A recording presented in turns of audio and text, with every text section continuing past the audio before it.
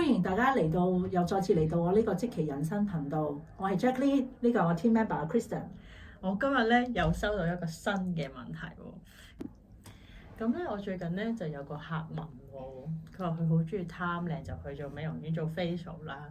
咁我美容師就同佢講話，不如咧你都打下油啦，見你個塊面上邊有好多油，咁都可以 claim 到保險嘅。咁佢就覺得咁不一不做而不休，咁佢就喺美容院度再打埋油咯喎。咁點知咧，佢就同保險公司去 claim 住院賠償啦。點知咧，保險公司就話佢賠喎。咁佢就好震驚啦。佢就問點解？佢話我聽好多姊妹講話打油一定有得賠嘅，咁但係反而佢就冇得賠。咁呢個咧，如果講緊以前啦，5、6年前咧，如果你喺美容院打油咧，事實上都有得賠嘅。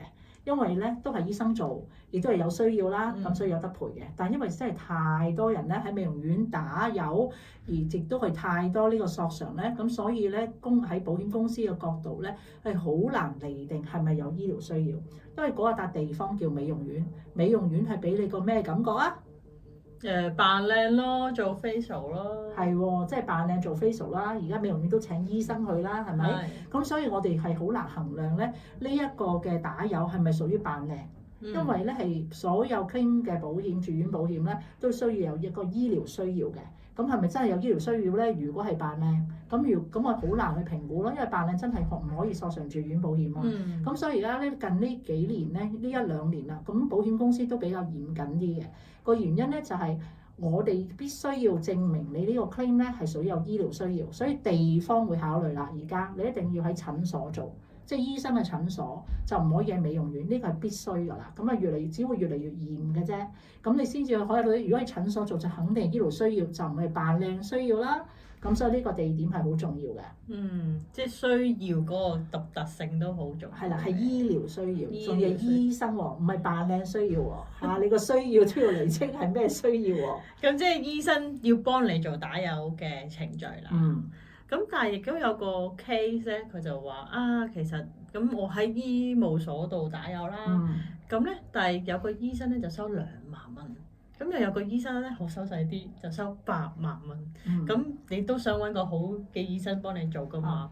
咁但係結果咧，又 claim 出嚟個情況咧，就話一個非合理嘅收費，所以咧佢賠咧係賠唔到8萬蚊嘅。咁嗰人就會覺得我又要自己揞荷包喎，咁點解呢個情況又會係咁樣嘅？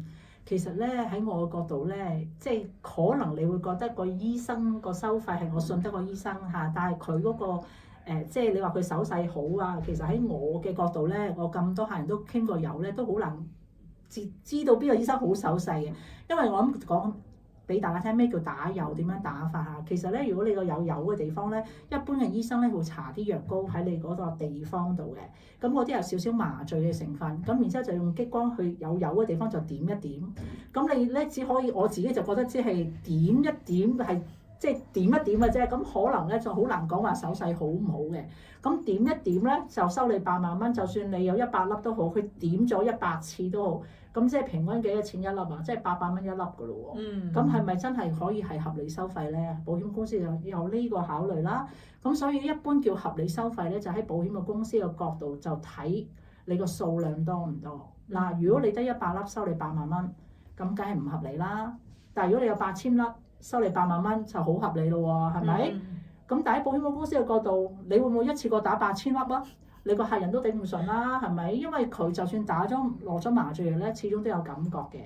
亦都有啲人真係太痛咧，唔可以打咁耐。如果你真係有8000粒咧，你要分開2次打，就要分開2次索償。一般你譬如8萬蚊嘅話，你應該係由4至5次嘅打油，你先會8萬蚊咯，就唔會一次過打8萬蚊嘅。係啦，咁呢個係其中一樣啦，所以考慮嘅。咁所以你如果係8萬蚊，你入到嚟個 claim 方，保險公司就會覺得係唔合理咯，因為打唔到咁多嘅一次性，咁你又收咁多，咁你嘅客人話真係有咁多醫生一次過收喎，咁點咧？咁你就話教埋個醫生啊，claim都要有智慧嘅，就叫醫生分幾張單，分幾次做。咁然之後咧，你1萬零蚊、2萬蚊，咁你有4次打咗4次，咁每一次1萬零2萬蚊，咁你就會傾得足啲咯，就唔好一次過可能有啲醫生係分4次做，但係一次就只係出1張收據，咁你就好難傾得足啦。咁呢個都係避忌啦。咁但係咧，又有啲情況咧，可能係大家都係真係打同樣嘅數量，咁但係咧有啲又 claim 到10000蚊，有啲又 claim 到16000蚊，咁又係咩情況咧？我哋大家都可能係每人200粒，咁但係 claim 個數額又唔一樣。係，所以咧都係避忌嚟嘅呢個。咁點解一個人都係打咁多，如果一個人可以 claim 到16000咧，就視乎你嘅醫生點樣寫啦。咁呢個都可能要有啲經驗提一提個醫生啦。嗱，第一要考慮咩咧？個粒數。如果你個醫生係寫100粒嚇，咁你咪得100粒咯。但係如果醫生寫 more than 100粒，咁你咪超過100粒咯。咁事實上你打到100粒嘅話，你好難 make sure 個醫生逐粒逐粒一路點一路數噶嘛，係咪？咁所以一般嘅醫生都係 more than 幾多嘅啫。咁我見過可能 more than 200咁樣啦。好，呢個第一。第二咧就係視乎你個醫生寫到幾多部位啦。即係譬如如果大家都係打頸，淨係得頸嘅，咁你咪得一 part 咯，叫做係咪？但係如果有個人佢100粒係牽涉個面啊、頸啊、背脊啊都有啊，咁你咪會多啲，因為範圍多啲啦。咁個保險公司咪會覺得啊都應該多嘅喎，咁佢咪會傾多啲咯。咁所以都視乎個醫生點樣寫，一般喺個收據上面都會寫到幾多粒嘅，係啦。有啲就直情寫 multiple 添，即係好多粒。咁連埋腳又有啊，背又有啊，心口又有啊，頸又有啊，面又有啊。咁你寫 multiple 又寫個地方多，咁你可能傾到2-3萬咯。係啦，就會有咁嘅情況咯。哇，咁多 part 我聽到都覺得痛，但係你唔想荷包痛嘅話咧，咁你就要識得點樣去 claim 啦。冇錯啊，冇錯啊。所以歡迎大家繼續留意我哋嘅 channel 啦。如果你有繼續有問題嘅，歡迎大家係想我喺度解答咧，喺我哋嘅 channel 度留言發問就得啦。多謝大家。